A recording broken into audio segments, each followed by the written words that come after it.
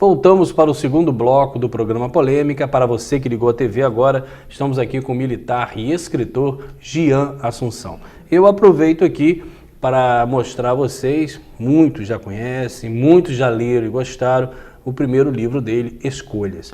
E o título é muito bom, porque fala do livre-arbítrio com o qual não sabemos lidar.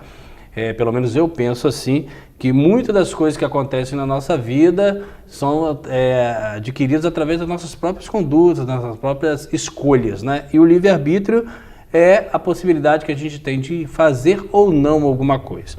Então agora vamos ao escritor Jean, né? Falamos do militar Jean no primeiro bloco, falamos do pastor Jean no primeiro bloco e agora vamos falar do escritor. E primeiro, acho que a primeira pergunta é o porquê do título, Escolhas. Sim. Então, esse título nasceu porque na cidade, há cerca de 10 anos, eu trabalho junto com a minha esposa, a gente chama de grupos pequenos, célula. A gente se reúne em casas uma vez por semana com um grupo de amigos, onde a gente adora Deus. Mas é célula de casais ou célula... Ela é mista. Ela tem, na sua grande maioria, casais, mas tem também jovens, solteiros. E ao longo desses anos nós lidamos com a história de muitas pessoas, né, que foi chegando para nós, pessoas tristes, presas em muitas escolhas que fizeram no passado e não conseguiam sair, com pensamentos de terminar, né, com a sua própria vida para resolver o problema da angústia, da dor, da alma. E isso eu fui sendo despertado ao ver tantas histórias e ao longo do tempo acompanhando essas pessoas, discipulando elas, mostrando sobre a verdade da palavra e vendo essas pessoas começarem a ter um novo tipo de comportamento, de escolher da forma acertada e o quanto que havia essas mudanças. Eu comecei a ver ao longo dos anos que os milagres que eu lia tanto nas escrituras começaram a saltar do papel e eu comecei a ver isso diante de mim. Falei, poxa, eu preciso escrever sobre isso, né? E não só nesse relacionamento com o grupo, mas também pela própria profissão como militar, né? De tudo que eu vejo no dia a dia, de uma situação de um assassinato de uma mãe chorando ali em meio à perda de um filho, gritando. Quantas vezes eu falei para ele sair desse caminho, dessa escolha. Então, é uma pessoa que pega uma motocicleta, né, após a ingestão de álcool e aí se acidenta, perde um membro, né, uma perna, e eu fico olhando, poxa, é tão novo, uma escolha que fez, e olha a consequência disso. Então, aquilo foi tudo ficando latente em mim, falei, eu vou escrever sobre isso. Agora, Jean, nós sabemos que a gente, e eu acho que é perfeito isso, Deus é muito, muito sábio nisso, a gente não sabe a nossa hora. Sim. Mas há uma coisa muito certa, a gente pode prolongar a nossa vida, né? Você citou aí de beber dirigindo uma moto, de correr riscos, né? E, essa necessidade, ela é exatamente esse livre-arbítrio? Nós vivemos o tempo todo o que a gente chama de uma lei da semeadura. Você vai colher sempre o que você plantar. Você tem uma liberdade... Mais cedo ou mais tarde. Mais cedo ou mais tarde. Isso aí é inevitável, né? Seja o que você plantar, algum momento você vai colher. Então, o tempo todo, presente e futuro, ele vai ser o resultado da minha escolha do passado. Então, o que eu escolher, eu vou acabar colhendo. Infelizmente, a gente tem visto jovens sendo ceifados tão precocemente por causa das escolhas que eles decidiram ter. Na sua opinião, a gente volta um pouquinho como pastor, porque também estamos dentro da questão de escolhas. Como tem sido a participação dos pais na criação dessas crianças e, na sua opinião, qual é a cota de responsabilidade deles nesse livre-arbítrio dos filhos? Sim, muito bom isso, muito bom mesmo. E isso eu até acentuei de forma muito intensa nesse segundo livro. Hoje eu vejo, diante de uma sociedade exigente, onde cada vez mais, não apenas o pai, mas a mãe também sai de casa para trabalhar, eu vejo essa ausência muito grande e como que isso tem feito mal às nossas crianças. Às vezes os pais, eles se preocupam em trabalhar muito para pagar uma escola muito boa, querendo colocar toda a responsabilidade da educação na mão do professor da escola, mas se ausentando, se anulando nisso, né? A gente vê às vezes deixando uma criança pela manhã e indo buscar à noite, 6 horas da noite, quando volta do trabalho. Então, essa criança ela foi educada, ministrada o dia todo por quem? Por professores. Como são? Qual é a história desses professores? Qual o entendimento deles acerca dos valores? Que valores estão sendo colocados para os seus filhos? Então, eu vejo hoje crianças dentro de casas pais cada vez mais cansados com essa rotina, dupla jornada de trabalho, às vezes para ter uma aquisição de uma coisa melhor, uma sociedade que exige que para você ser alguém de verdade você precisa ter um carro melhor, e aquela necessidade, eu preciso trabalhar para ter aquele carro, porque preciso me satisfazer internamente tendo aquele carro para mostrar que eu tenho posses. E aí deixa de passar os valores importantes para essas crianças. Crianças que muitas vezes estão presas dentro dos seus quartos, sendo ministradas de longe por pessoas desconhecidas, né? A gente tem visto aí aquela questão da baleia, e vulneráveis a um ensinamento não correto, né? A gente fala que o pai é quem vai dar identidade e destino para os seus filhos. É o pai, a presença do pai que traz a segurança, né, de quem você é, né, da fala dele, você é o machão do papai, você é o meu campeão. Essas palavras de reafirmação do que o filho é, né? Sim, vem do pai. Se o pai não faz isso, essa criança está vulnerável, ela está na rua escutando qualquer coisa. Não, você não é isso, você é aquilo, você é isso, você enfim, né, começa a vir certas codinomes, né, que vão vindo na rua, e a criança, no meio daquela instabilidade toda, não, eu devo ser isso, porque não tem uma afirmação dentro de casa. Norte, né? Não tem um norte. Agora, Jean, ainda dentro desse contexto, nesse livro aqui, se você pudesse escolher um ponto crucial dele, um ponto importante a falar, tem gente que não vai ler o livro todo não, mas eu gostaria que lesse essa parte. Qual seria a parte mais importante para você dentro de todo o valor que ele tem enquanto obra? Sim, eu creio que o primeiro capítulo, é difícil claro, você pedir para um autor, sei. né? Uhum. Enfim, mas o primeiro capítulo que eu falo, escolhas e consequências, eu busquei trabalhar um capítulo, talvez o meu maior capítulo, onde eu trouxe histórias de personagens bíblicos que nós conhecemos, pessoas importantes, e eu venho desenrolando a história dessas pessoas, as escolhas que elas tiveram e as consequências que elas tiveram por essas escolhas, ruins e algumas boas. Jean, essas pessoas da Bíblia, eu não sou um leitor como você, né, da Bíblia, mas sofreram muito, né? Sim. Muito sofrimento, né? Muita dor. Sim. E aí a gente entra naquela história do deserto, né? Você acha necessário todo ser humano passar pelo menos por um? Olha, infelizmente, o ser humano, ele vai aprender vivendo no deserto. Infelizmente, a Bíblia fala que há um tipo de tristeza que Deus permite que o homem tenha para que haja o arrependimento nele. Porque enquanto o homem vive... O aprendizado também, né? Isso, exatamente para isso, né? É ali que a gente é ministrado de ver quem eu sou, né? A gente vive, talvez, numa sociedade onde a gente acha... forno, né, gente? A gente acha que a gente é poderoso, que eu posso, que eu sou o cara, sabe? E às vezes você precisa ser reduzido a isso para você ver a fragilidade que você é, né? Da dependência que você tem de Deus. E mesmo assim, há pessoas que não aprendem no deserto? Não aprendem, infelizmente. Isso que é pior. Isso que é o pior, né? É verdade. Porque eu acho que o deserto faz com que você consiga, inclusive, ter olhos espirituais, ser mais sensível às coisas, né? Exatamente. Esse é então o primeiro capítulo aqui. Eu fui escolhido a apresentação. E aqui nós temos o primeiro capítulo. Qual é o título aqui? Escolhas e consequências.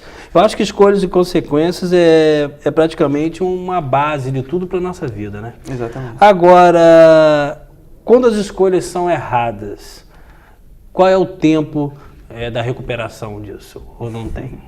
Tem, claro que tem. Como eu falei, mesmo fazendo escolhas erradas, você vai colher as consequências dela. Claro. Né? E aí, a partir do momento que você permite ser orientado, né, como Deus sempre desejou orientar o homem nas suas escolhas, esse foi um presente que Deus colocou no colo de todo ser humano. Toma, escolhe, você vai ser o que você escolher. Né? A vontade de Deus é que, e tem um versículo que fala isso, que a vontade de Deus é que todos sejam salvos, que todos tenham um relacionamento com Ele. Mas o homem é livre para escolher ele ou não. Né? Então a vontade de Deus é nos influenciar, a presença do Espírito Santo hoje, e a igreja hoje ela tem esse privilégio, né? Coisa que a igreja do Antigo Testamento, o povo de Israel não teve, essa presença permanente dentro, né, de você para te ajudar, olha, escolha assim, influenciado por Deus, isso vai ser melhor para você. Né? Então, Deus está sempre muito desejoso em fazer isso, né? Nos orientar nas nossas escolhas. Agora, Jean, eu estou aqui, tem que explorar ao máximo o seu conhecimento. Acho que você já teve essa dúvida, eu tive essa dúvida, tive até uma explicação que não é da igreja evangélica, mas eu achei até um pouco muito interessante. Mas qual a diferença das pessoas de umas nascerem tetraplégicas, outras nascerem com saúde, outros nascerem com deformações severas, outros não. Tenho certeza que Deus não faz essa escolha, né? Sim. Como é que se explica isso à luz da Bíblia, à luz da palavra? Uhum. Sim, você pega o capítulo 1 de Gênesis, né, você vê Deus fazendo toda a sua criação e sempre Deus terminava de criar alguma coisa e colocava assim, e Deus viu que isso era bom. Deus fez todas as coisas perfeitas dentro de uma perfeição, porque Deus é perfeito. Mas uma vez que o homem herda o pecado a partir de Adão e Eva, e Adão significa o pai da humanidade, então a humanidade inteira ele vem com a consequência desse pecado, né, cometido pelo primeiro homem. A introdução do pecado no mundo ela vem trazendo também por gerações essa consequência maléfica, né? E muitas vezes a gente vê essa presença, essa manifestação do pecado muitas vezes no corpo físico. A Bíblia fala em 1 Tessalonicenses 5:23. Se alguém tem um filho que nasceu com anencefalia, por exemplo, ele está pagando pelo pecado dos pais? Não, eu não estou falando que ele está pagando. Eu digo que a presença do mal no mundo traz deformações, né, em diversas circunstâncias e áreas por causa do mal que introduziu no mundo por causa do pecado. Mas não necessariamente, né, aquela pessoa está colhendo um fruto dos pais. É claro que a gente sabe que a gente chama de brechas espirituais, há, né, maldições hereditárias que é passado de pais para filhos. Acredita nisso, pastor? Sim, e a gente vê muito isso. Quando a gente ministra na vida de alguém, por exemplo, de um marido que a gente está ministrando, que houve uma separação, a dificuldade de ter uma fidelidade num casamento, e aí a gente vai pegar o histórico e a gente vê que o pai era assim, que o avô era assim, então você vê todo um descontrole e uma perpassão, né, dessa herança maldita de gerações por gerações e gerações. O próprio suicídio, né? Sim, a gente vê isso também, um histórico de suicídio dentro da família. Então. Até o diagnóstico é muito difícil não ter uma ligação, né? Sim. Vamos agora dar uma olhadinha nesse aqui, que também é muito bom. Tem mais alguma coisa interessante? O livro é todo interessante, né? Eu estou falando que a gente não pode falar do livro o tempo inteiro, mas você citou aqui da importância do primeiro capítulo. Mas dos personagens que tem aqui, vamos dizer, qual que você é fã? Então, Se você pudesse ser parecido, você fala assim, poxa, eu queria ser parecido com esse. Bom, tem José. José foi um grande homem de Deus. José é o pai de Jesus. Não, o José, aquele que foi levado para a casa do rei e que teve tudo para errar, né? A esposa do rei o tentou, né, para ele adulterar com ela, mas ele permaneceu fiel ali, ele foi preso por um tempo pelo ato que ele não fez, mas Deus foi fiel e o levantou como governador, né, do Egito, e ele foi aquele que foi trazendo toda a sua família para aquele lugar, foi o grande responsável para que o Egito pudesse ter o abastecimento durante anos, né, em meio a uma seca que teve. Então, uma escolha de ser fiel em todas as circunstâncias. E, além do personagem bíblico, eu trouxe a história de um jovem da nossa cidade, e esse jovem, ele fala que ele pintou tanto o set na nossa cidade que ele já não tinha espaço aqui, que ele precisava, as noites que ele vivia aqui nos bares da Pelinca, foram noites que ele causou tanta confusão. Noites traiçoeiras. E causou tanta confusão que ele precisou de sair da cidade e ir para Búzios, Cabo Frio, porque aqui já não aceitavam ele. Então foi um jovem completamente por escolhas, né, vivendo uma vida de infortúnios muito grande. E eu o conheci, né, ele também é militar, e a gente começou a fazer um discipulado com ele entrou, né, na cela, e a gente começou a ministrar sobre Deus e resgatá-lo, e de fato, um jovem que hoje, se você vê, é um líder exemplar, que investe a sua vida na vida de outros, que tem resgatado outros jovens, porque ele decidiu fazer a sua escolha certa, que é estar perto de Deus e ser orientado por Deus. Então, um jovem que, vamos dizer assim, a sua vida mudou 180 graus, à medida que deixou ser a sua mente influenciada pelo Espírito de Deus. Pastor, faltam 2 minutos para acabar o segundo bloco. Por que é tão difícil perdoar? Ou as pessoas fingem que perdoam?